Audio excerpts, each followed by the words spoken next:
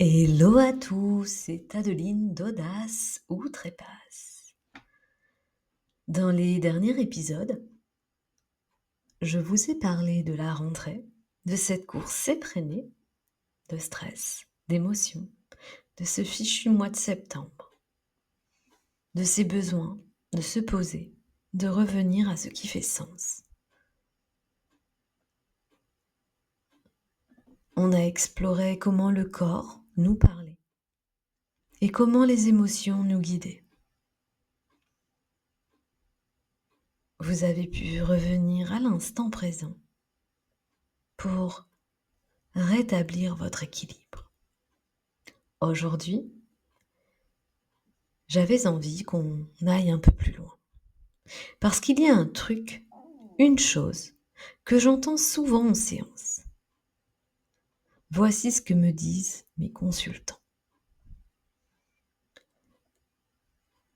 Je comprends bien la situation, je vois bien ce qui bloque, ce que je vis, mais j'arrive pas à m'en détacher. J'ai l'impression que ça vient de plus loin. J'ai l'impression que ça ne m'appartient pas. Alors aujourd'hui, on va aller vers ce plus loin.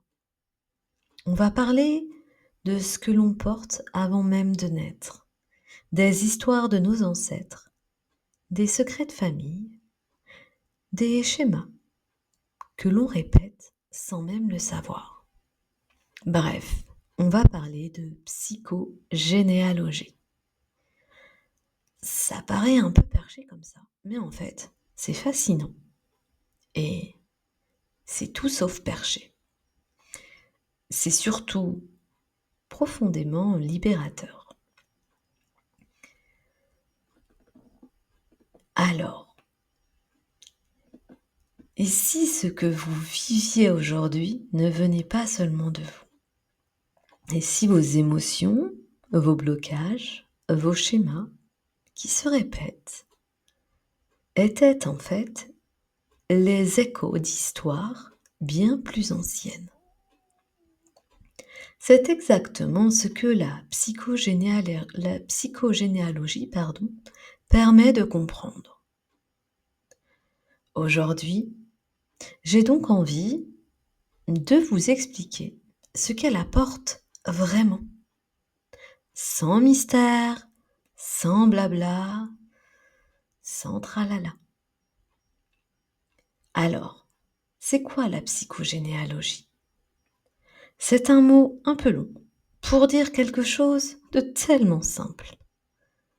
Comprendre comment votre histoire familiale continue de vivre à travers vous.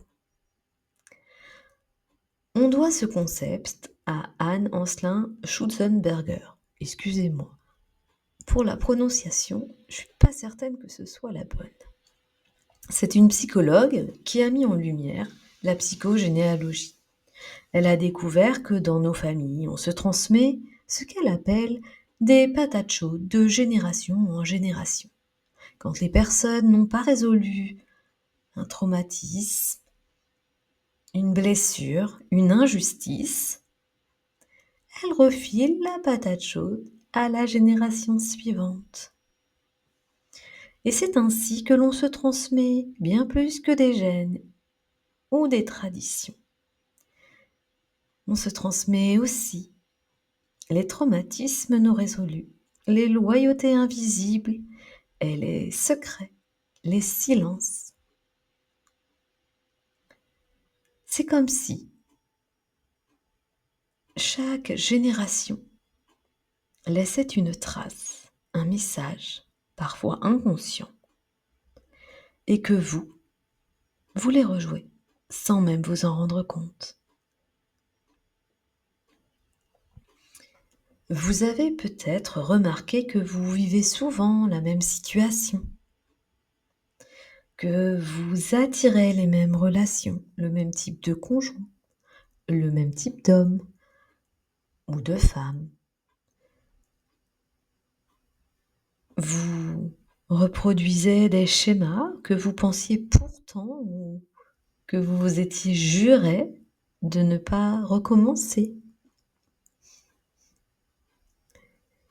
le plus souvent, vous n'avez même pas d'explication logique. Et vous vous dites, mais pourquoi? Pourquoi ça bloque? Pourquoi j'avance pas? Pourquoi c'est toujours là? En tant que praticienne en psychogénéalogie, je réponds souvent parce qu'en fait, ça ne vous appartient pas. Ça ne vient pas de vous. Souvent, vous perpétuez des choses, des actes, des croyances qui ne sont pas à vous, qui ne vous appartiennent pas. Je vous donne un exemple. Je vais partir de mon vécu, tout simplement. Lorsque j'avais entamé ce travail en psychogénéalogie, j'avais bien pointé mes problématiques et autres, et je vous avoue que j'ai un peu embarqué ma famille avec moi. Et un jour, ma grand-mère m'a demandé d'aller retrouver le frère de mon arrière-grand-mère. Attention, restez concentrés, je risque de vous perdre. Mon arrière-grand-mère avait perdu son frère Auguste durant la Première Guerre mondiale. Malheureusement, son corps n'avait pas été retrouvé et il avait été enterré dans les fosses communes dans la Somme. Et donc ma grand-mère, elle voulait que j'arrive à retrouver des documents et autres. Bref, je fais mes petites recherches et j'appelle ma grand-mère pour lui dire que j'avais un petit souci. J'avais bien retrouvé un Auguste, frère de mon arrière-grand-mère, mais qu'au niveau des dates, ça ne pouvait pas coller parce que ce petit Auguste était décédé quelques mois. Donc, ma grand-mère me dit « Mais ce n'est pas le bon Auguste, tu te trompes de famille. » Ayant l'extrait d'acte de naissance sous les yeux, voyant bien que c'était les parents de mon arrière-grand-mère qui avaient déclaré la naissance, je savais que je ne me trompais pas. J'aurais pu rester sur ce non-dit, sur cette affirmation de ma grand-mère, ce que je n'ai pas fait, et j'ai continué quand même de chercher l'autre Auguste que j'ai trouvé. J'ai donc pu dire dans quelle ville il était décédé, sur quel lieu de combat, et aussi dire à ma grand-mère que ce cher Auguste était bien au monument aux morts, pas très loin de chez elle. Bien évidemment, n'ayant pas eu cette information, beaucoup de questions lui sont venues. Avait-il déserté? Était-il mort? Bref, elle s'était posé plein de questions. Et de cet oncle, Auguste, elle avait eu le portrait dans sa chambre durant toute sa jeunesse. C'était pour mon arrière-grand-mère une terrible perte. Ça a été un drame dans sa vie de perdre ce frère. Et en fait, elle n'a certainement jamais su qu'elle avait eu un autre frère avant Auguste et qui portait le même nom. C'est ce qu'on appelle en psychogénéalogie le syndrome du gisant. Et dans toute ma lignée, toutes les personnes qui se sont appelées Auguste, que ce soit pour le premier comme pour le second prénom, cela a généré des gros soucis dans leur vie. Donc, notre deuxième Auguste est malheureusement décédé lors de la Première Guerre mondiale. Et mon arrière-grand-mère a appelé ses deux premiers fils le premier portait le deuxième prénom Auguste et son deuxième fils portait comme premier prénom Auguste. Tous les deux ont malheureusement fini, suite à la Seconde Guerre mondiale, suite à des événements de vie, suite à un grave accident pour le deuxième. Ils ont tous les deux fini en hôpital. Et en fait, c'est un petit peu comme si ils n'avaient jamais pu être eux-mêmes. Cela, ça s'appelle le syndrome du gisant. C'est un petit peu comme s'ils portaient quelque chose qui ne leur appartenait pas. Ma grand-mère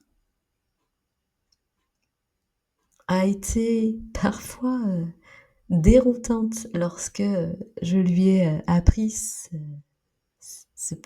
la présence de ce petit ange, Auguste, le premier. Et elle ne comprenait pas que certainement sa maman n'avait pas été au courant. Et donc elle était un peu en colère contre sa maman parce qu'elle ne le lui avait jamais dit. Mais elle ne le savait pas. Donc on avait un syndrome du gisant et on a eu des silences, des non-dits. Et cela, ça s'est répercuté sur les fils de mon arrière-grand-mère. Ces deux fils-là qui portaient le prénom Auguste n'ont malheureusement pas réussi à se débarrasser de ces poids qu'ils portaient. Les autres, qui ne portaient pas le prénom Auguste, eux, n'ont pas rencontré cette problématique-là. Ce n'était pas leur patate chaude. C'est un exemple que je vous donne. Alors, en soi, vous allez me dire, et après, on fait quoi avec ça? Eh bien, en fait, ce qu'apporte la psychogénéalogie, ce n'est pas de faire une thérapie du passé. C'est vraiment une thérapie pour vous libérer de ces patates chaudes. En psychogénéalogie, on garde le positif et on se libère des poids qui ne nous appartiennent pas et qui enchaînent aussi nos ancêtres comme nos générations futures. Elle permet en fait tout simplement de faire du tri. On garde ce qu'on veut garder et on laisse partir tout ce qui n'a plus lieu d'être. Vous gardez les forces, par exemple la résilience de vos grands-mères, le courage de vos grands-pères, les valeurs familiales que vous portez, telles l'humanisme, le partage, l'entraide. Mais en revanche, vous laissez partir les injonctions. Dans la famille, on est fort. Vous laissez partir les culpabilités, les peurs, les croyances. Il faut travailler dur pour réussir. Ne gagne pas trop d'argent. C'est dangereux. Bref, toutes ces petites croyances qui tournent dans votre tête et qui ne vous appartiennent pas. Celles-là, on les laisse partir. Vous allez me dire, comment Adeline? Eh bien, en venant en séance, tout simplement. L'accompagnement en psychogénéalogie, il permet de redevenir l'auteur, l'autrice de votre histoire. Alors pourquoi c'est libérateur de faire un tel accompagnement? Eh bien tout simplement parce qu'à partir du moment où vous comprenez que vous rejouez un scénario qui ne vous appartient pas, eh bien déjà vous cessez de vous juger. Vous arrêtez de lutter contre vous-même. Vous redevenez conscient de la situation. et vous reprenez votre place, votre juste place dans cette grande constellation familiale. Vous reprenez votre place, pas celle qu'on vous a donnée, pas celle que l'on attend de vous, et encore moins celle que vous pensez devoir occuper. Alors, concrètement, comment ça se passe, une séance en psychogénéalogie? Partez du principe déjà qu'en une séance, on ne peut pas tout régler. Vous aurez besoin d'un accompagnement entre 3 et 6 séances, voire parfois 8. On part de votre vécu. On part de votre problématique du moment, du style « je n'attire que le même type d'homme et ça me rend malheureuse ». Je n'arrive pas à faire développer mon projet. Je m'auto-sabote tout le temps. Je suis tout le temps dans cette croyance que je n'y arriverai pas. Je suis dans cette croyance que je ne mérite pas ce que j'ai. J'ai l'impression de ne jamais être à ma place. Toutes ces problématiques, toutes ces questions, on en parle. On parle de vos émotions, de vos peurs, ou d'une situation qui se répète. Et puis, on va aller explorer votre arbre généalogique que nous appelons génosociogramme. On va explorer les différents prénoms dans vos lignées, les dates, les liens et les histoires tues. Ensemble, on va mettre de la lumière, de la cohérence et des prises de conscience. Je vous accompagne à voir ce qui vous appartient, à vous et à vos ancêtres. Et ensuite, à rendre à chacun sa part pour retrouver sa juste place. On vient libérer ce que l'on porte sans le savoir et on repart plus léger, plus à sa place. Bien évidemment, lorsque je fais un accompagnement psychogé, eh bien, je rajoute toujours une petite part de sophro. Parce que pour moi, l'un ne va pas sans l'autre. Parce que votre corps, il va venir parler, il va venir exprimer tous ces poids que vous avez portés. Et donc en sophrologie, eh bien, par des exercices simples, je vais venir vous aider à vous en libérer. Souvent, quand les personnes elles viennent me voir pour des accompagnements psychogés et qu'elles me disent j'ai pas trop d'infos, je peux vous dire que c'est absolument pas grave. Je vous donne l'exemple d'une consultante. Elle n'avait pas trop d'infos sur sa grand-mère. Et à un moment donné, à la simple évocation de cette dernière, par rapport à des questions que je lui ai posées, elle s'est mise à pleurer, à vraiment chaudes larmes. Elle était très émue, très touchée. Et elle me dit, mais je la connais même pas. Et ça vient me chercher, je sais pas ce qui se passe. Et donc, j'ai laissé cette émotion la traverser. On a posé les choses ensemble et elle me dit c'est marrant parce que je n'ai jamais connu cette grand-mère. Ah, j'ai tout un tas d'émotions qui remontent, qui arrivent de je ne sais même pas où. Et ce qui est drôle, c'est qu'on m'a toujours dit que j'avais ses yeux. J'avais son regard. Et à la fin de la séance, elle dit c'est vraiment bizarre. Je me sens légère. Je me sens soulagée. Alors bien évidemment, on a eu besoin d'autres séances ensemble, mais elle est vraiment repartie différente, allégée de quelque chose. Et là, c'est tout son corps qui a parlé et son inconscient.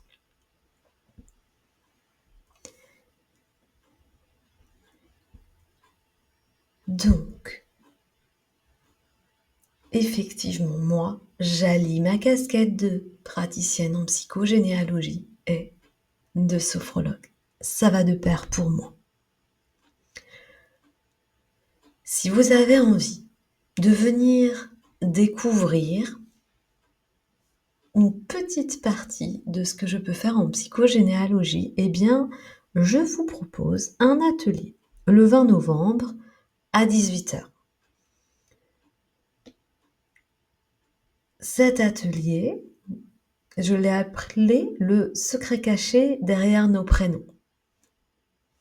Je vous rappelle pas la petite histoire de nos chers Augustes. Cet atelier, il va durer entre 1h30 et 2h. Et ensemble, en fait, nous allons voir tout ce que cachent nos prénoms. Tout ce qu'il y a derrière, tous les jolis cadeaux et toutes les patates chaudes qu'il nous donne, qu'il se cache derrière, tout simplement.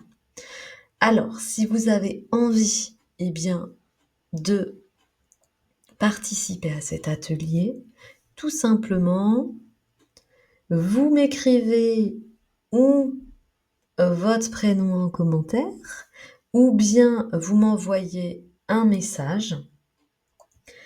Je vous enverrai un petit cadeau en plus et je vous donnerai toutes les informations pour pouvoir participer à cet atelier. Vous savez, nos ancêtres, eux, ils n'avaient pas forcément les mots pour le dire. Mais vous avez le pouvoir de comprendre et de changer les choses aujourd'hui. Aujourd'hui, on a le choix de se libérer ou non de ces patates chaudes. Et vous avez le droit de vivre votre vie à vous et pas celle de vos ancêtres.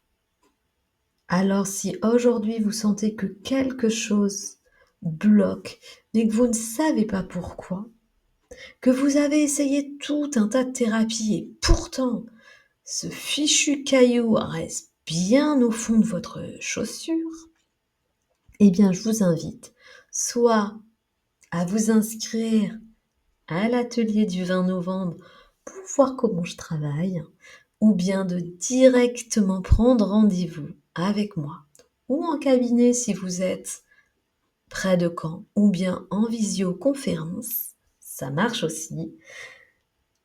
Pour cela, eh bien tout simplement, je vous mets tout en lien. Vous pouvez prendre rendez-vous via Rezalib. Moi, je vous accompagne à remettre du sens, de la légèreté, à retrouver votre place, à exprimer vos besoins et poser vos limites. Le tout avec bienveillance et empathie.